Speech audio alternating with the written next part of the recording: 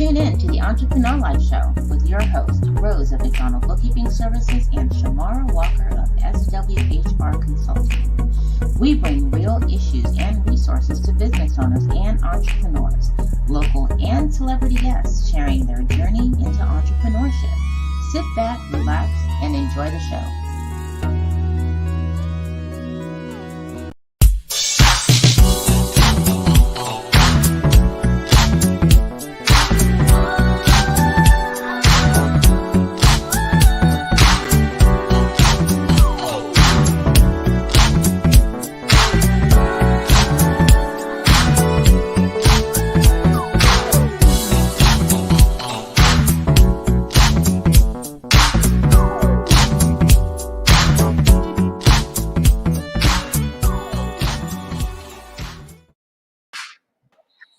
Hello, what's going on, everybody? It is Thursday. Hello.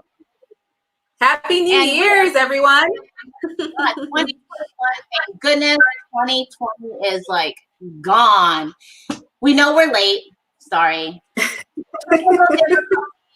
Technology. So I am your host, and I'm Rose McDonald from McDonald Bookkeeping Services, and here we are with Entrepreneur Life, and I am here with my other host. Hey everyone, it's Shamara here with SWHR Consulting. So we want to wish everybody a happy 2021, and we always want to start off by saying we appreciate all of our viewers and faithful followers. So if you are listening on one of your favorite podcast channels, although we can't see you, we appreciate you. Thank you, thank you, thank you. Don't forget to subscribe. Which way does that say? Yeah, subscribe to our YouTube channel, some great guests, great celebrity guests too, and or follow us on social media. So what do we have going on today, Miss Shamara Walker? Woo-hoo! We have a very, very special guest. We're so ecstatic that he decided to join us as a guest in our show today. We have Darrin Henson. He is an actor, author, speaker, and choreographer who rise to fame began when he was recognized as one of the leading choreographers in the music industry, working with top recording artists including Jennifer Lopez, Britney Spears, NSYNC, Drew Hill, Prince, and many more. If you guys can remember the dance routine by NSYNC, Bye Bye Bye, that video earned him the MTV Video Music Award for Best Choreography. Can never say this word, guys. Following his success of Bye Bye Bye, he released a dance instruction video called Darrin's Dance Grooves, and I can't wait to talk about this on the show.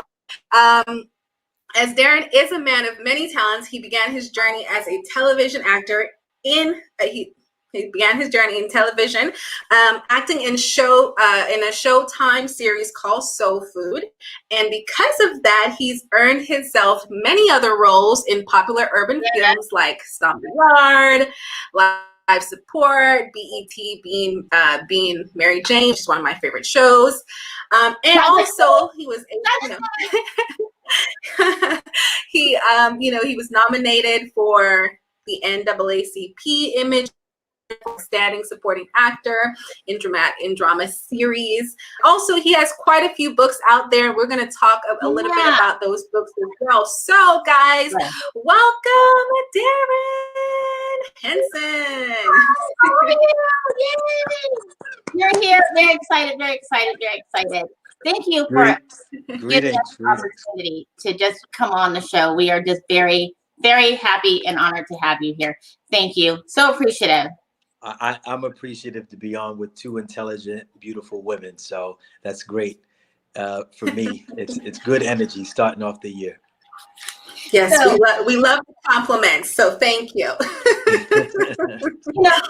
I want to, and normally people who watch us live know we don't really brush our hair all the time. We don't look this great. But I wanted to start off by saying, so I think initially you started off in dance and choreography. Like, how did that get started? I mean, were you trained, or was it kind of training and just street because you are just good at what you do? Well, I took the 6 train to everywhere I went. That was about the only training I had. No, I grew up in the Bronx, and I grew up in a household that had music, and I was in love with music and dance very, very early on. Um, Movies like That's Entertainment was out, but I grew up in the era where James Brown, the Jackson Five, the Commodores, the Four Tops Mhm. were the performers, and there was always music around, and you had the Jackson Five. And I mean, Mhm. how could I not fall in love with dance? And so that transcended into high school. I met my first manager, which is Scott Sterling. The rest of the world knows him as DJ Scott LaRock, the creator of Boogie Down Productions. Yeah, we toured Vermont for a few years. And then when I graduated high school, I moved to Japan and performed with Ringling Brothers and Barnum and Bailey Circus for 2 years. What? Wow. And that's really how it started. And I came back. When I came back, I joined Club MTV with Downtown Julie Brown. Oh, And I was on Club MTV for a few years. And then right after that, I was discovered by a director named Lionel Martin, who was really doing all of the videos, the rap and R&B videos at that time with Classic Concept Productions. And he gave me a chance on my first video, which was Don Newkirk, and it was a video called Sweat You, and he was signed to Def Jam. The second video I did was Color Me Bad, Sex You Up.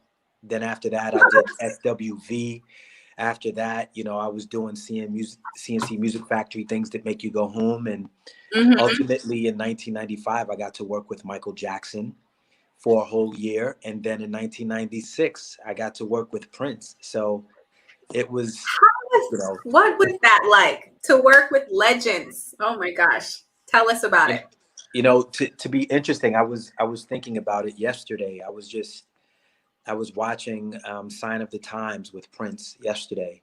And one of the things that I thought about was how blessed I am to be a person who literally lived his dreams. These were dreams, to work with these talented men in the capacity of a partnership. And my partnership was their music, my choreography, and dance.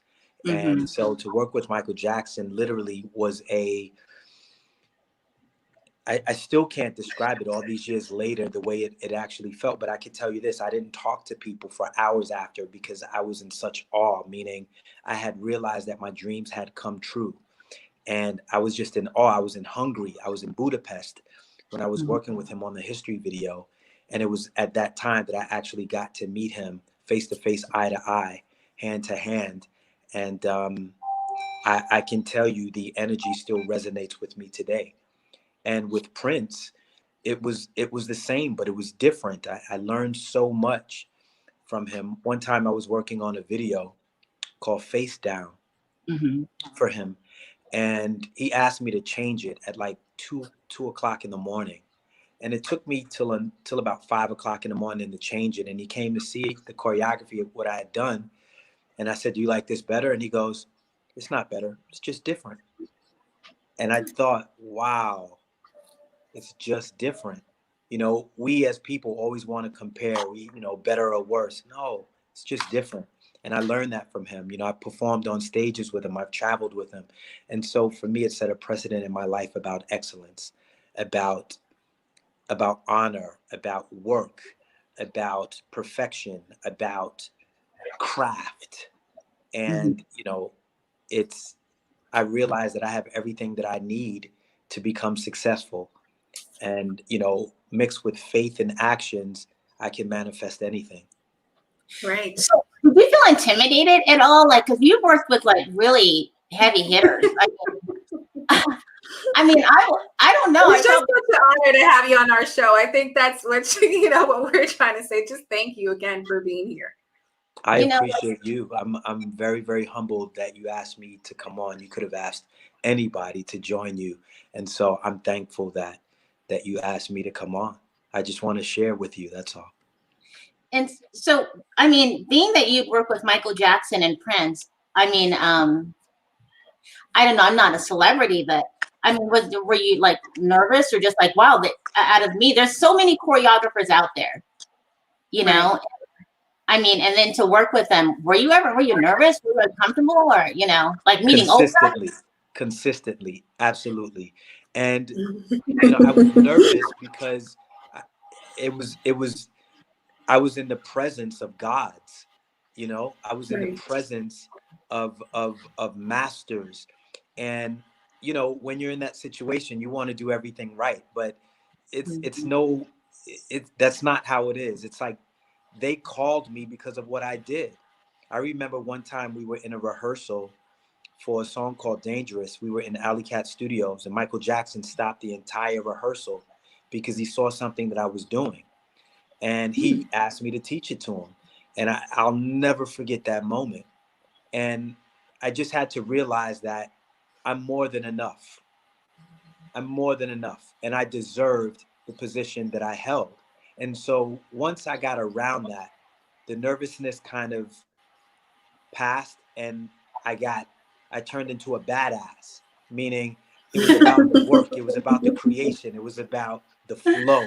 And I wasn't so focused on me anymore, which is what happens when people are nervous. They're focused on themselves.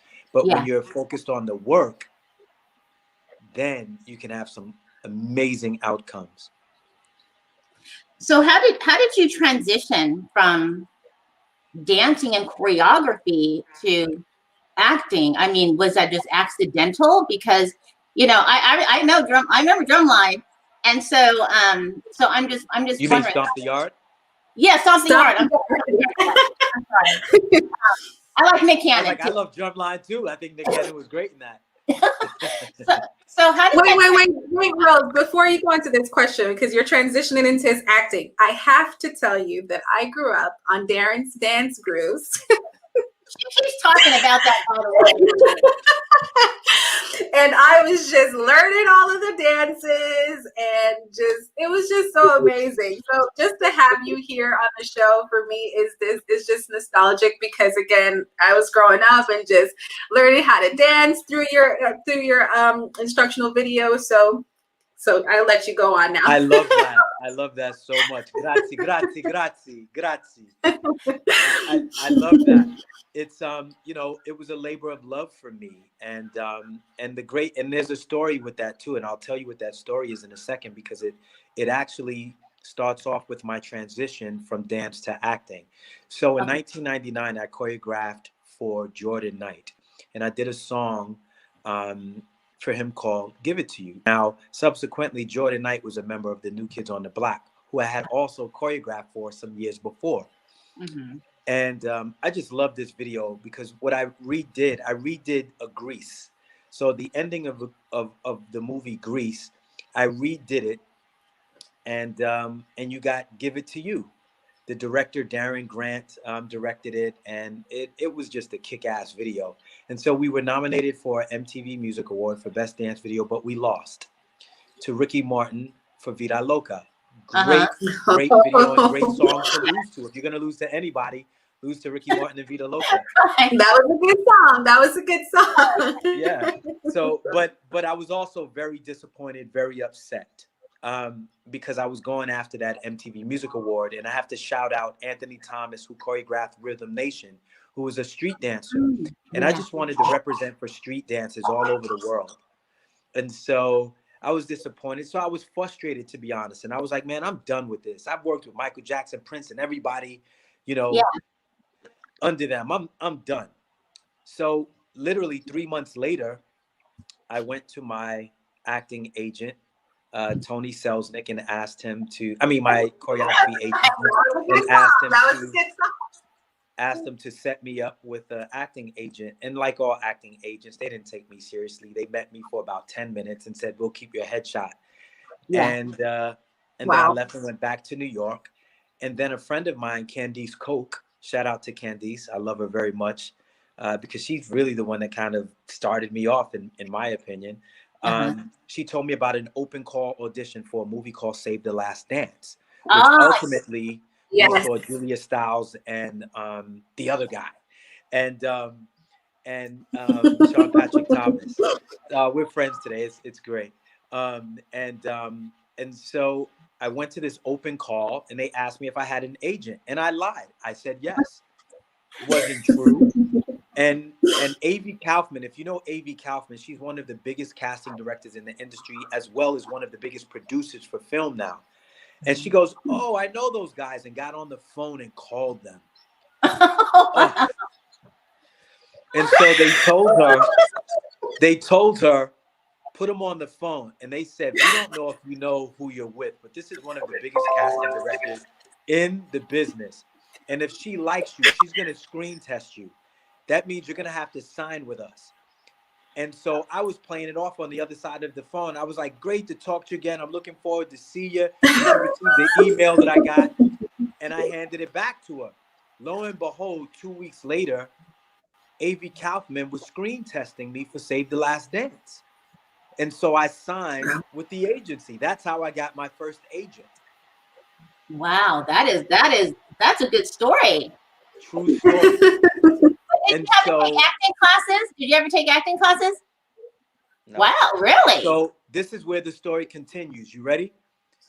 So about a month after that, I didn't get Save the Last Dance, but about a month, well, during Save the Last Dance auditions, it was about a 2-week period. They said, "Look, while you're out here in LA," because I was from New York, "why don't we send you in for this audition for this TV show?" I was like, "Great." The TV show was Soul Food. Oh, wow. And I booked the role of Lem Van Adams. I didn't get Save the Last Dance, but I got one of the biggest TV series ever known. And so we went to Toronto. So we're filming. And of course, I had been choreographing before that time, and I was still heavy into dance. And so I started to do what I considered to be a promo, which was Darrin's Dance Grooves. And I pitched the idea for about a year, and I got told no, no, no, no, no, no, no, no, no. But I didn't care. And I kept pushing it. And one day I spoke to this attorney who knew of this company, and he said, "Let me try them." And it was a match made in heaven. And 5 million copies later, and it became a world-renowned DVD. And that's how that happened. That's a great story. Ain't no lie. Bye, bye, bye. Then, so this is the interesting thing. That same year, I started doing Soul Food, right? Yes, yes. That June, I choreographed Bye, Bye, Bye. That September in 2000, I won the MTV Music Award. So there's something about following your dreams. There's something about path of least resistance. And there's something about planting seeds and being consistent, even when other people say no. Yep. For every no, there's a possible yes around the corner. For every no, you're closer to your yes. That is correct. Closer and closer. So since you've never taken acting classes. Well, I have now. I didn't then. Okay. Soul Food was my acting class. Soul Food was my acting class. But I started taking classes in probably around 2008. And I worked with a private coach named Barry Papick, because I did a movie called The Express, where I played Jim Brown. And The Express was about Ernie Davis, the first man of color to ever win a Heisman Trophy. And Chadwick Boseman was in that film. And he played Floyd Little, who just unfortunately just passed away. So we got two of our heroes who just made their transitions: Chadwick, who played Floyd, and Floyd, who just passed away as well. But I started working with Barry Papick for that film. So yes, I do take acting classes now. Well, you did well. You did really well without your acting classes, okay? So 13 years without acting classes, I felt I did well. Because I love, I don't know, I can't say I don't enjoy you in everything, but is there any kind of character or role that you haven't played that you'd like to play? I mean, I like the kind of the roles where you play kind of the bad guy, It's interesting because when people meet me, they go, "You're nothing like your characters at all."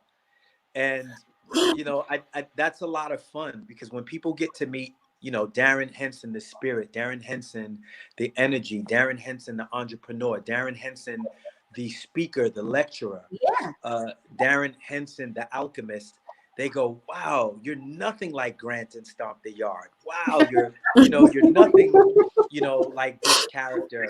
And so it's fun going from characters like Lem to playing real life heroes like Jim Brown to characters like, Robert in Black Coffee. Yeah. To Grant in Stomp the Yard, who was really an antagonist, to like the lead characters that I'm playing today in The Family Business of Orlando, who's a boss, and then head detective, on Double Cross. So it's a lot of fun to become these guys. And, I did one superhero movie before called Tekken, which was a martial arts fight film. And I'm really looking forward to diving back with haste back into the, or should I say forward into the Marvel world and putting on a superhero costume. Well, I want to know how the author came into play, because it seems like you are easily to be able to transition from one genre to another. Ain't nothing to it but to do it. I mean, how he did said he's a man of many talents, Rose? I mean, the one about being pregnant. So pregnant with thought. Well, my first book was written because I was going through a lot in my life. I have children who are older now and, graduated college and, so I had my first son at 27 years old. And, I went through a lot. They don't call it growing pains for nothing. And being, this young guy who came into a lot of money very early on through Darrin's Dance Grooves, through Soul Food, it was just a lot of money that, just happened. And so for me, it was about learning how to cope with, having children, being famous, knowing what to do with money. So with Intimate Thoughts in the Spirit of Change, it's really historical events that happened in my life from childhood all the way up to adulthood. And it's called Intimate Thoughts because they were my intimate thoughts. But the spirit of change is what we must need, because come as you are, but you can't stay as you are. And so that was my first book, which was nominated for an Image Award. And then my second book is called Ain't That the Truth? Acknowledge, Admit, and Invite Truth into Your Life. And that was a book of positive affirmations. The third book is called Pregnant with Thought. And that book is about having your ideas and knowing that you have to birth them, meaning putting action behind the thoughts, which equal the manifestation. And then the last book is called Life's Teachable Moments, because all of that encompasses what we've gone through. You go through it so you can grow through it, and ultimately you can glow through it. And so all of my books, have a specific space and place when it comes to levels of consciousness and learning from your past, so you can move forward into your future with ease. So had you always known you wanted to write, or was this just something that you just got to, like, a lot of people come to that self-discovery moment when they've gone through it came out of positive frustration. I was going through a lot, and to be honest, I was writing it to myself. It was like a note to self. But then I had met so many people over the years who needed assistance, and I said, I'm going to put out my book, because maybe reading about what happened to me, people won't feel alone. Right. Hold on, guys. He cut out. So, hey, he's there. There he is. Okay. So how personal are you in your book? I mean, it's very transparent, can you say? I mean, sometimes, do you not leave anything to the imagination? Hold on, guys. He's froze. So stay where you are. So we're going to freeze. You froze, so we froze with you.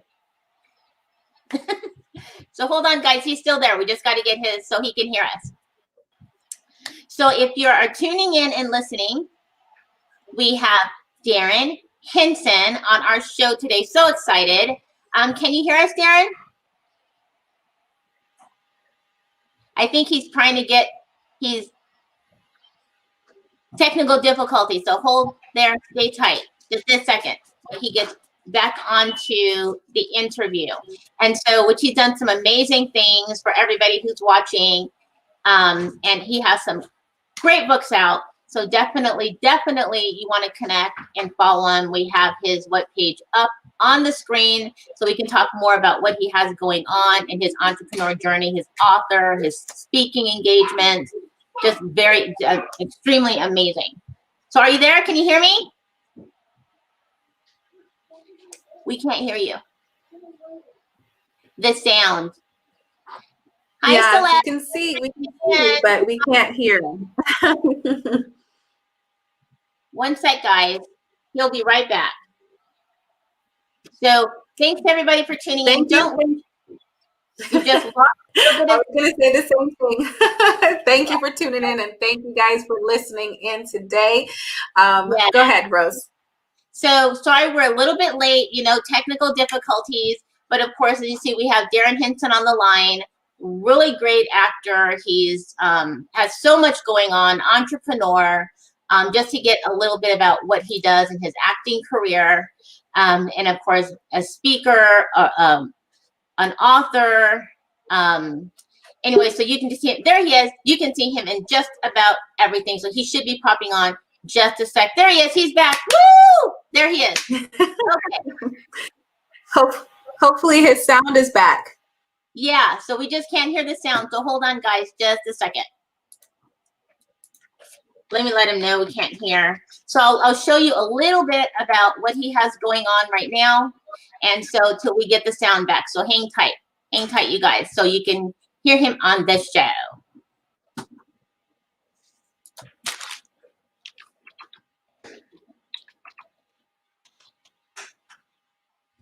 Are you messaging him? Yeah. Okay, great. As you guys can see, he's done so many great things. Yeah. Nominated. Yes. He's been nominated for so many different acting roles. He's done so many music things in terms of choreography. Can't say that word.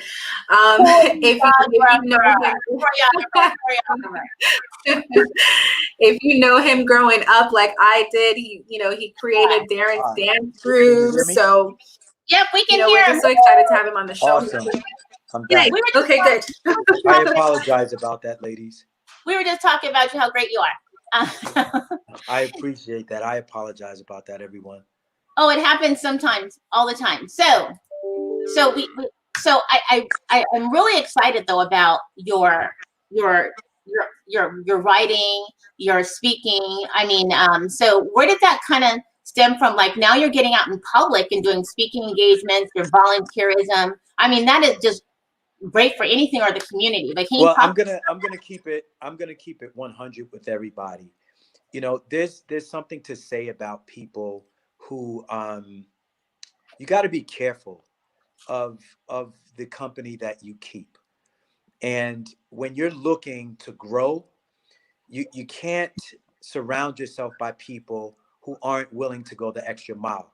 You can't surround yourself by people who aren't willing to go where you're willing to go, in the capacity that you're willing to go. And if you surround yourself by them and things happen energetically, then you can't blame anybody else. So this is really a basic conversation about knowing who you are, what you are, and knowing what you came here to do and how you want to show up in the world, and not using excuses or not blaming other people for what you're not doing that you should be doing. Mm-hmm. And so, everybody listening, hopefully this resonates with you. Don't blame other people. Just make the changes that you need to make for yourself in order to get what you need to do done so you can show up in the world the way that you choose to. Really important. Don't procrastinate. Don't waste time. If you waste time, always understand time wins. You might wait, time won't. Right. What do you think about? So would you say that that is what, continue to drive you, moving forward with your career and, in terms of entrepreneurship, because you're doing so much more than just acting and, dancing, you're author of a book, you're doing speaking engagement. So what is it that kind of drives you to continue to move forward? I truly believe that's why I showed up in the world, honestly. I truly believe that's why I'm on earth, to make a difference. I truly believe that I'm a voice for good. I truly believe that I'm here to inspire people. And so unless I'm doing that work, I don't feel like I'm any good or any use to anyone. Then, for me, I have to be purposeful. I have to be directed. I have to be, like Paulo Coelho on The Alchemist says, I have to be creating my own personal legend. When you read the book Think and Grow Rich, by Napoleon Hill, he says, have definite aim and purpose, have a direction. And even if you need to be your own bow and arrow, pull yourself back until you hit the target. And so for me, that's what my trajectory is about. That's what I believe the diaspora that I came from is about. It's about making things happen, not waiting for them to happen. Love that. So I lend my voice to whomever would use it, to go, grow, and glow. Simply. What do you think about when people talk about leaving a legacy? Because there's people who intentionally try to leave a legacy, which would be maybe their business, they're handed down, or some it just because of their volunteerism and what they do for the community, and then some it just they don't even realize their legacy is a negative one. Well, it's really interesting that you asked that, because a person's legacy is always going to be associated to what other people say. Meaning, right. Yeah. If someone wants to, you look at a guy like Bill Cosby, all the great things that he's done. I mean, just so much wonderful things he's done for the Black diaspora and other people in terms of education. But the only thing that people will talk about is his off-camera antics of, Right. what could have or could not have happened. I don't know, and I don't really care about a person's private life. I really don't care. Who you sleep with and how you sleep with them, that's your business. But the good that you do in the world. Now, I'm not saying that if he did that's good. No, I'm not saying that at all. But what I am saying is, how can we forget the legacy of good that he's done? Right. And how he assisted other people to see themselves when nobody else was showing ourselves the way he showed us as a doctor, right? As young people who aspired to go to college and make a difference. People who knew how to communicate and talk things out. People who were guided by education and who were studious. How can we forget that because of something that happened that other people are saying? We can't forget what he's done. And so that, to me, that goes along with the other aspect of legacy. It's like, don't leave it up to other people to write about you. Create your legacy, write your obituary while you live, meaning give them something to write about. When I'm out of here physically, because I'm never going anywhere, because energy doesn't die. Right. Your spirit lives on. That's right. I mean, you think about Dr. Martin Luther King, you think about Sojourner Truth, you think about Malcolm X, you think about Marcus Garvey, they're still here. You think about Elijah Muhammad, they're still here. I think about Gregory Hines, who was the first person to stand up and clap for me when I was on Broadway. He's still here. They're still here. The work that you do when other people pick it up and continue it, you're still here. You're still alive. The work continues. The marathon continues. Soul food is forever. Darrin's dance grooves is forever. Stomp the yard is forever. It's forever. The good that I do for people, the people that I teach that learn and pick up what I teach, even the people that don't like me, even the people that talked about me, even the people that didn't believe in me, doesn't matter. They still see me. I show up on your television set. I show up in the movie theaters. I'm a reminder, right? Even people recently have been calling me about Bitcoin when I was telling them to buy it when it was $1,000 a coin. Bitcoin's $40,000 today. I ring in your head because that's how Most High God made me. I came to create change. Whether you accept it or not, it's true. I'm a reminder. I'm a guide. I know who I am.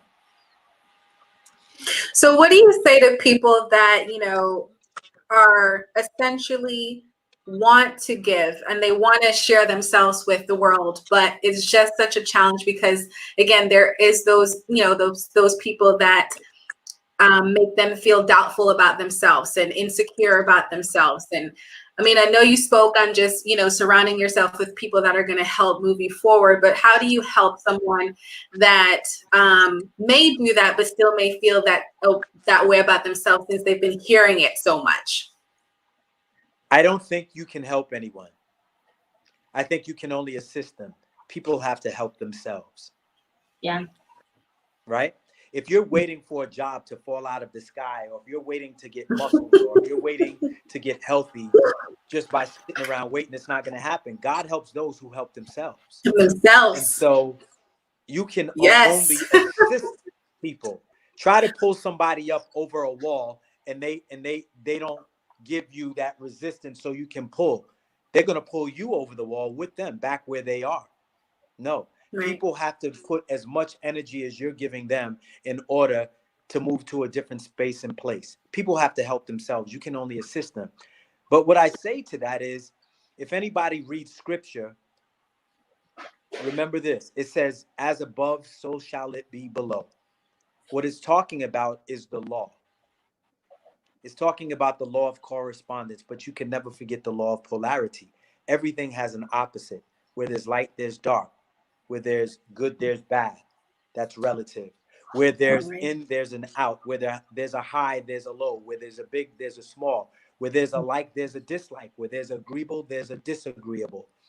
Don't ever think that you're going to be able to get everybody to agree with you.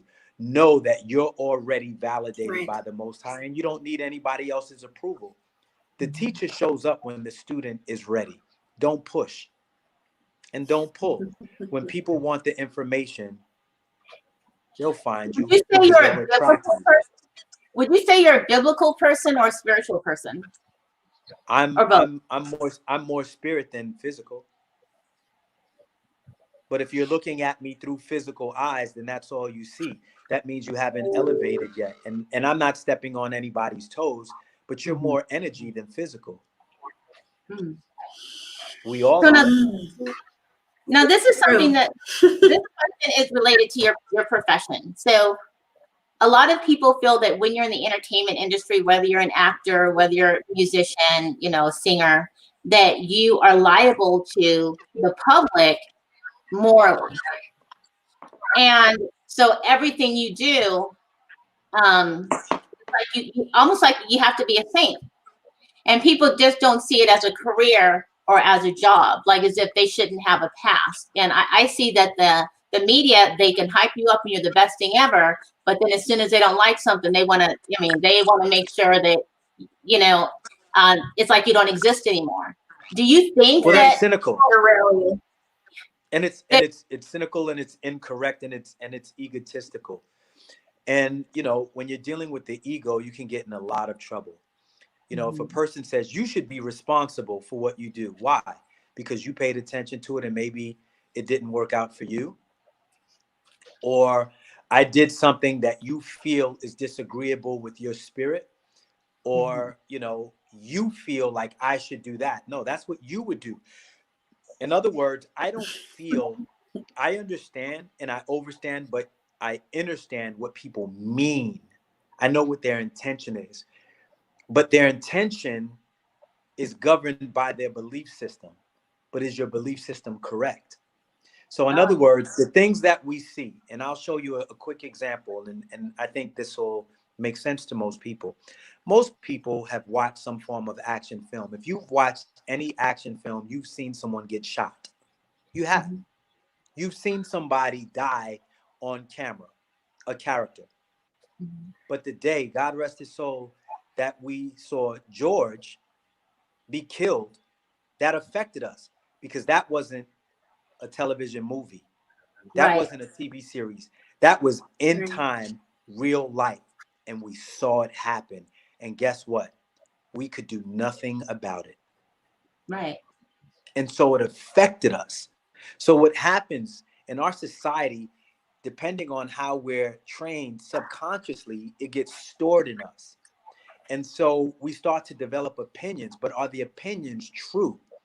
Everybody's Right. looking at the news yesterday and, they stormed the Capitol and people are complaining that people who don't look like me um, got a pass.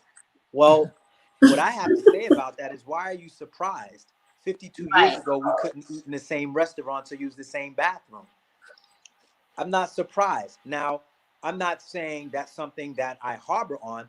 I just don't waste time talking about it because I know the idea of integration is still very, very new in this Right. country, 52 years old.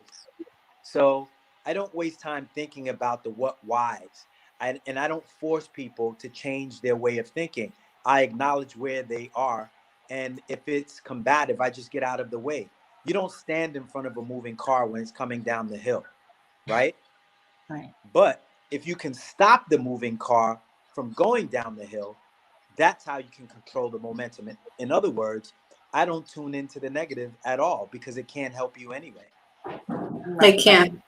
It doesn't So matter do you feel, what kind of negative. so being in the industry this long, again, in acting and of course, just overall, everything that you're doing, do you feel that you've changed who you are at any point just to be able to appease, like she mentioned, like in the media, or appease the business consultant that wants you to do this particular thing, or you've always kind of been the same person the entire time? Well, I don't think I'm the same person as I used to be. And there were levels of me that changed. And it probably started when I was on Soul Food. Um, but my consciousness has changed more than anything. My level of consciousness has grown. Whereas, being, people say, Darrin, you should be pro-black. So does pro-black mean anti-white? I don't agree with that. I don't have to Right. hate somebody else to love myself. It Right. means I'm aware enough of Darrin DeWitt Henson that I can get along with anybody, like anybody.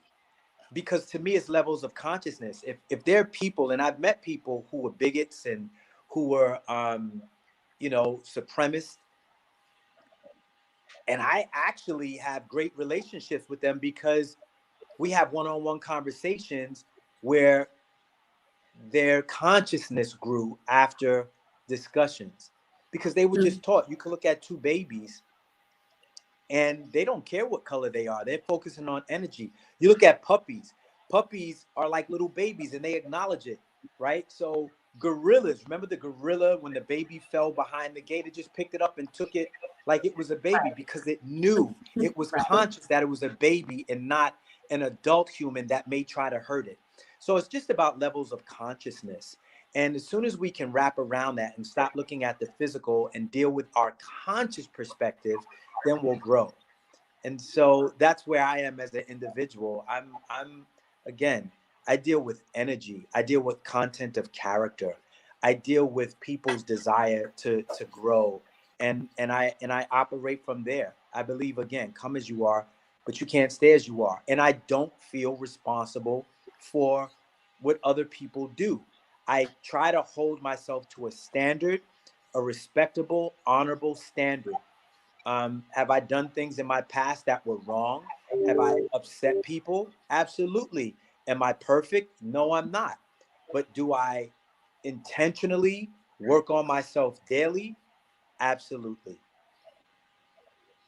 Do you feel that now that you, because your books seem to be very where it's a learning, I guess, kind of like not coaching, you know, because it would be so transparent as you describe about yourself, a learning, something you can learn from, of ever doing workshops. You sound like, Yes, I mean, I yeah. lecture all over the country. You know, that's important to me. And again, that's how I want to show up in the world. It's really important to me. I'm a natural teacher. And so when I realized who I was, who I am, and what I came here to do, I started to speak more. I mean, I speak for huge companies. You know, I lecture. I spoke at a lot of HBCUs. You know, spoke at different colleges. And I still, people hire me all the time to speak on behalf of their particular corporations or on a particular business. And so, you know, I'd like to think that I'm very, very good at it because, you know, I know that we are all only separated by 6 human needs. And it's a fact. We are literally separated by 6 human needs, but we all put each human need in a different category. The person who is looking for certainty doesn't operate the same as a person who is operating through uncertainty, Mhm. right? So Right. those are 2 different things, but they're both human needs. One person wants variety and the other person wants certainty, right? There's another person who wants contribution. You know, all they want to do is give, give, give. But I believe if you just give, give, give, and you don't fill yourself up, then Yeah. you're not going to Left have with anything to empty. give. Yep. Right, right. So I don't believe it's better to give than it is to receive. I think they're both equal because when you give, you should be open to receiving so you can use what you receive to give more. They're both the same, just different levels of the pole. Would you want your Could you children? can you list those 6 things for our viewers and just Say explain it a little again, bit of Shay. it? Can you list those 6 human, what did you mention? The six human needs: Yeah. Yes. contribution, right? Connection, love, certainty, uncertainty. What do you think the other 2 are? Money, maybe. Finance. No, not money. Connection Connection. Okay, yeah, yeah. and growth, right? So Okay. you have people who want to know everything, that's certainty. Other Mhm. people who love variety, that's uncertainty. Hmm. Connectivity, right? Mhm. Growth. When you don't feel like you're growing, you feel like you're dying. Does that make sense? Yeah, yeah. Yeah. Sometimes you get stuck in one place. And Yeah. contribution. We love feeling that we're contributing to something. We love feeling connected. You know, when a baby is born, if it doesn't get held immediately for a long period of time, the baby can die because it needs touch. That's why it's not natural. Jails are not natural Yeah. because we need touch. We need connectivity, Right. right? So that's a different class. You know, I tell anybody who may be listening right now, if you want to hire me, I'm absolutely hireable. I'm not just a pretty face on a television screen. But you know, there's really a course that I teach in communication, which is really important because a lot of times people don't know how to communicate because they're stuck in patterns. Would you want your children to be, you know, obviously I'm not in the industry, but it seems like I'm in my 50s. I'm over 50. I know I look 25, but has I changed. love it. Would you want your children? Would you want them to enter into the entertainment industry? Just it seems so challenging. It seems like you can get drowned in it and get lost. You know, I never tell my children what to do. And the reason that I don't do that is because my dad wasn't around when I was a child. I developed a relationship with my dad at 27 years old. Mhm. people always complain about parents being absent from their lives. I don't think my father was absent from my life. He just wasn't in my way. He didn't get in my way so I could do what I really wanted to do. You see, That's a good things way that to. That's a good happen, way to look at that. Yeah, yeah. things that happen only are based upon the meaning that you give it. So if you give it a different meaning, you can empower yourself or disempower yourself. And so I just tell my children, study that thing that you say that you love so much. Study it like it's oxygen, right? You always want to take a deep breath, right? So study what you love, do what you love, like your life depended on it. Then you'll always find success, because that's, to me, what it's about. Programs, thoughts, actions, results. The way your mind is programmed is how you think. How you think is how you act, and how you act will determine the result that shows up in your life. Do they ever watch any of your works, or you would not want them to see you in some of the things you've done, like some of the shows? Does it interest them? It was, I mean, I've done some racy sex scenes clearly when they were younger, but they were protected from that. Um, they were protected from watching those shows until they were old enough to understand what acting is about. One of my Right. sons is a director. Well, So he went the Broadway route, and he directs and manages stage shows. One of my other sons loves music, so he's really heavy and has recorded his own music into producing. My other son is figuring out in what way he wants to produce music. So and my daughter is just stunning. She's a model, and so she's the one that I'm really concerned about, because she's 17 years old, and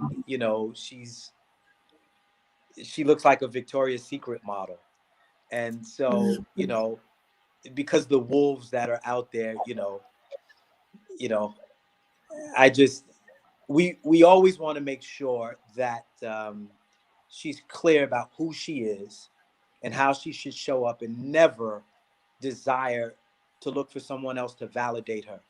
But she knows that she's already validated by the Most High, so she needs no one's approval. So she can show up in the world and be a woman of color, and be strong, and be feminine, and be okay with that. so getting back Do you to, feel like that those are some of the things that you've instilled in all of your children? Please ask again. So based on what you just said, do you say that you worry a little bit about her? Do you feel that some of the things that you've mentioned before wasn't instilled in them as they were growing up, and you're now trying to figure out if you kind of did a good job or not, or do you feel like she's just still trying to figure out who she is, even after No, everything that you've taught her? I think it's natural for a father. I mean, even when you've done as much as you can, you don't want to see, I don't care if it was the nicest young man that showed up at the door. I'm probably going to act like, Will Smith and Martin Lawrence in Bad Boys 2 when they show up, because that's your daughter. So it's like, it doesn't matter who it is. It's your daughter. You know what I mean? And that's you as a male. It's just what happens, as a man. now getting back to some of your books, would you say that, who would you recommend for, as far as age group? If they wanted to go ahead, and of course, all you are listening, for the people who can't see us and are listening on a podcast, of course, check us out live, go to the website, then you can see where you can find Darrin Henson, and actually, pick up a few of his great writes. But what would you say the age category would be, or does it matter? Oh, well, phew. I mean, it's literally from 13 to eternity, and the reason that I say that is because it doesn't matter how old you are. One of the muscles that never has to stop growing is your mind, and you should read every day. And I'm talking about more than Instagram, Facebook, and Twitter. You should exercise your mind every day. The Intimate Thoughts book is poetically written, and it's a very powerful book. To me, it's about, I've explained what each book is about, but right now, and I don't know why, but people are buying Intimate Thoughts like crazy right now. So, we're happy to keep shipping them, Intimate Thoughts in the Spirit of Change. And I think because, so many people have gone through things, and there's some tragedy in the book. And so I think, when I talked about certain things that I went to that weren't always, fun for me, breakups, hardships in life that I had gone through, my dad not being around, hurt from broken loves, to healing, to self-awareness. It's all in Intimate Thoughts in the Spirit of Change. And I mean, I've gone on so far. I've got to show you this. I've got a line of t-shirts called God's Billboard t-shirts. This shirt says, I'm already validated by the Most High. I don't need your approval, right? One of my other t-shirts says, I am more than enough, and I approve this message. And the other shirt says, I love it. I created that. The website, which you can get the books and the t-shirts on, is God's, Gods, God's Billboard T-shirts.com. And it's really become a movement because they're affirmations, they're self-awareness t-shirts, God's Billboard T-shirts.com. And, I wish I could show you how many people are purchasing these shirts. We're so thankful and we're so happy that we've gotten such great support. And I feel so good about it because it's assisting people, to feel good about themselves again, no matter what's going on around them. So I'm really, really thankful for that.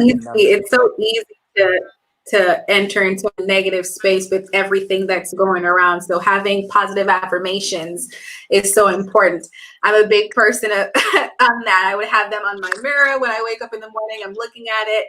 And just speaking things into existence is so important to me, and manifestation as well. Yes. So everything that you've talked about just really hit home for me in regards to just my dreams and where I want to go and finding my voice and growing that voice, and not letting other people overshadow that. So really good stuff. Thank you. Well, faith coupled with action equals manifestation. Thoughts become things because thoughts are energy. It's pure energy. Right. And so, I tell people, if I can say anything to them, pay attention to what you feel, because the universe responds to what you feel, not what you say, what you feel. Because you can say, I'm happy all day long. If you don't feel happy, and see, feeling is the vibratory frequency that we're looking for.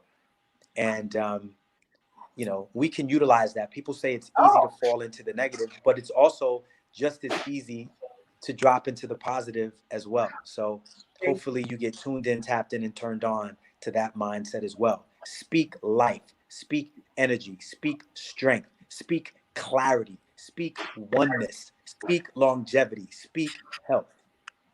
And so hopefully today's podcast is helping you do that.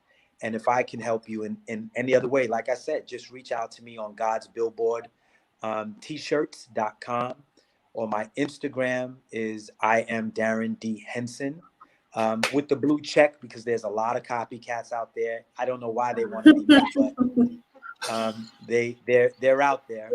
But I just say, to people, love yourself to life, and don't look for somebody to fix you, because that's your job, to fix yourself. Right.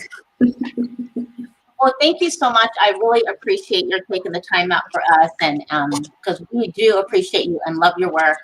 And for those who are listening, and if you have not, you're not watching, you can go to the website or to our YouTube channel, and we do have the website God Billboard T-shirts up, so you can see and scan through and make a purchase.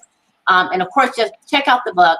And so we're very happy to have you here. To all of our listeners, we really appreciate you for taking the time out with us today.